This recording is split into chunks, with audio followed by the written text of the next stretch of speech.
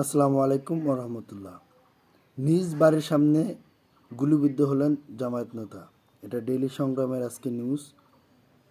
দেশের এই যখন আইন শৃঙ্খলার পরিস্থিতি, আসলে মানুষের নিরাপত্তা দিবে কে? জননিরাপত্তা দিবে কে? জনগণের নিরাপত্তা নিশ্চিত করবে কে? এই সরকারের উচিত ছিল জনগণের নিরাপত্তা নিশ্চিত করা, জননিরাপত্তা নিশ্চিত করা, জনগণের যে মৌলিক অধিকার সে মৌলিক অধিকার নিশ্চিত করা। কিন্তু এই সরকার প্রতিটি ধাপেই ব্যর্থ। আজকে হামের জন্য শিশুরা মারা যাচ্ছে, তাদের চিকিৎসার ব্যবস্থা করতে পারছে না, তাদেরকে টিকার আওতায় নিয়ে আসতে পারছে না। আজকে বিচার বিভাগে বিচার বিচার বিচার বিচার নেই। আজকে বিচার বিভাগে হত্যাকাণ্ড করা হচ্ছে, আজকে চাঁদাবাজি করা হচ্ছে, টেন্ডারবাজি করা হচ্ছে, মানুষের নিজের বাসার সামনে গুলিবিদ্ধ হচ্ছে, গুলিবিদ্ধ হয়ে মারা যাচ্ছে, গলা কেটে মেরে ফেলছে। চলছে একটা হযবরল অবস্থা চলছে দেশে। প্রিয় দর্শক, 5 আগস্ট পরবর্তী সময়কে আমরা এই বাংলাদেশ চেয়েছিলাম। আমরা চেয়েছিলাম একটি সুষ্ঠু, সুন্দর, সাম্য, মানবিক মর্যাদা এবং আত্মনির্ভরশীল দেশ হিসাবে নিজেকে প্রতিষ্ঠিত করা। কিন্তু আমরা কি সেটা পেরেছি? আমরা তো পুরোপুরি ব্যর্থ। এই সরকার ব্যর্থ।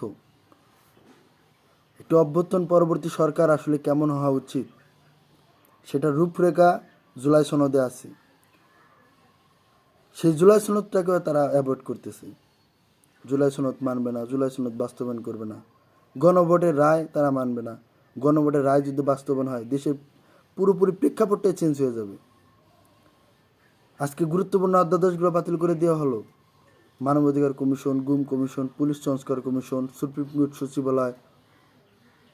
আজকে কোন দিক থেকে এই সরকার আসলে, এই সরকার শুধু জুলাই অভ্যুত্থান থেকে নিজেরা বেনিফিটেড হয়েছে, শুধুমাত্র নিজেরা, তাদের নিজ দলের কর্মীরা। আর পুরো যে 18 কোটি জনগণ, তাদেরকে আসলে তারা দূরে ঠেলে দিয়েছে।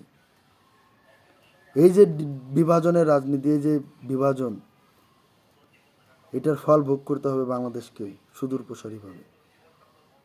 প্রিয় দর্শক, আজকে প্রিয় মাতৃভূমি ভালো নেই। এই ব্যর্থ সরকার, অতর্ব সরকার, আজকে স্বরাষ্ট্রমন্ত্রী চরমভাবে ব্যর্থ, চরম লেভেলে ব্যর্থ। উনি শুধু ওনার নিজের মন্ত্রণালয় বাদে বাকি সমস্ত মন্ত্রণালয় তদারকি করেন, কিন্তু নিজের মন্ত্রণালয়টায় উনি খোঁজখবর নেন না। প্রিয় দর্শক, আপনারা সচেতন হন, আপনারা আপনাদের জায়গা থেকে ভয়েস রেজ করুন। এভাবে এই সরকারকে ব্যর্থ হতে দেওয়া যাবে না। এই সরকার নিজেও অন্ধকারে যাবে, আমাদের নিয়েও যাবে। অতএব সচেতন হন, সাবধান হন এই সরকারের বিপক্ষে।